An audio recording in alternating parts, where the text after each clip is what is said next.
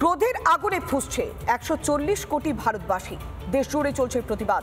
বৃহস্পতিবার দিল্লিতে পাকিস্তানি দূতাবাসের সামনে বিক্ষোভ দেখালো বিজেপির কর্মীরা। অন্যদিকে নিরীহ হিন্দু মেরে উল্লাস করতে দেখা গেল পাকিস্তান দূতাবাসে।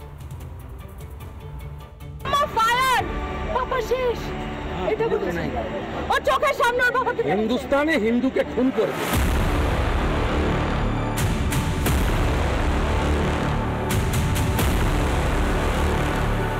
দেশ চায় বদলা, দিকে দিকে পাকিস্তানের বিরুদ্ধে প্রতিবাদ। কাশ্মীর থেকে কর্ণাটক, মুম্বাই থেকে মধ্যপ্রদেশ, কোথাও পোড়ানো হলো শেহবাজ শরীফের ছবি, কোথাও জ্বলল পাকিস্তানের পতাকা।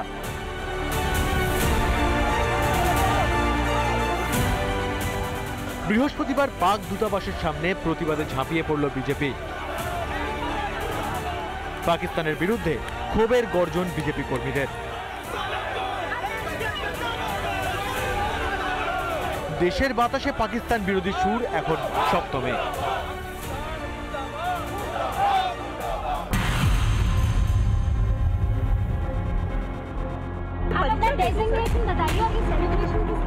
এবার দেখুন আরো একটি ছবি।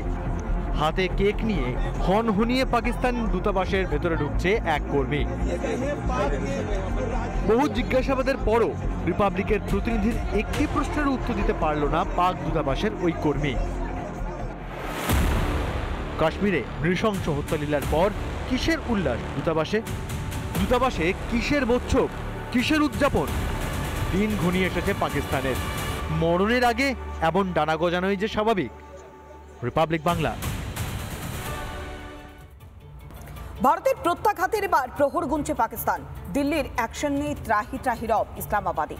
বৃহস্পতিবার পাকিস্তানের প্রধানমন্ত্রী শেহবাজ শরীফের উপস্থিতিতে বৈঠক করল কেন্দ্রীয় প্রতিরক্ষা কমিটি। ভয় পেয়ে আকাশসীমা বন্ধ করল পাকিস্তান। থরথর করে কাঁপছে পাকিস্তান। চিন্তায় রাতের ঘুম উড়েছে শাহবাজ শরীফ আসিফ মুনিরের।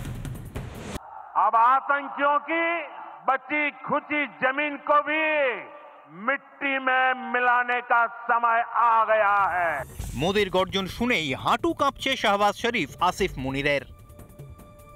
বৃহস্পতিবার তড়িঘড়ি ইসলামাবাদে বৈঠক করল জাতীয় নিরাপত্তা কমিটি। বৈঠকে উপস্থিত ছিলেন শেহবাজ শরীফ। ওই বৈঠকে উপস্থিত ছিল আইএসআই প্রধান ও 3 সেনাবাহিনীর প্রধানরাও। ইতিমধ্যেই পাকিস্তান এয়ারফোর্সে লাল সতর্কতা জারি হয়েছে। বাতিল করা হয়েছে সেনা কর্তাদের ছুটি। 2 পাক এয়ারবেসে মোতায়েন যুদ্ধ বিমান। লাহোর থেকে করাচি, মোদির ভয়ে কাঁপুনি শুরু। জোরদার অ্যাকশন হবে তা টের পেয়েই এদিক ওদিক পালাচ্ছে হাফিজ সঈদ। সূত্রের খবর, এই কদিনে 3 বার লোকেশন বদলেছে হাফিজ সঈদ। সন্ত্রাসবাদীদের মূল পাণ্ডাকে গোপন জায়গায় লুকোচ্ছে পাকিস্তান। বৈঠক হয় আইএসআই ও পাক সেনা আধিকারিকদের মধ্যেও। সার্জিক্যাল স্ট্রাইকের আতঙ্কে সীমান্তের কাছে সন্ত্রাসবাদীদের ট্রেনিং ক্যাম্প ছেড়ে পালাতে বলা হয়েছে। পাকিস্তানের বহু জায়গায় জারি হাই অ্যালার্ট। বিগত কয়েক বছরে সন্ত্রাসবাদীদের ঠান্ডা করে দিয়েছে ভারতের বীর সেনানীরা।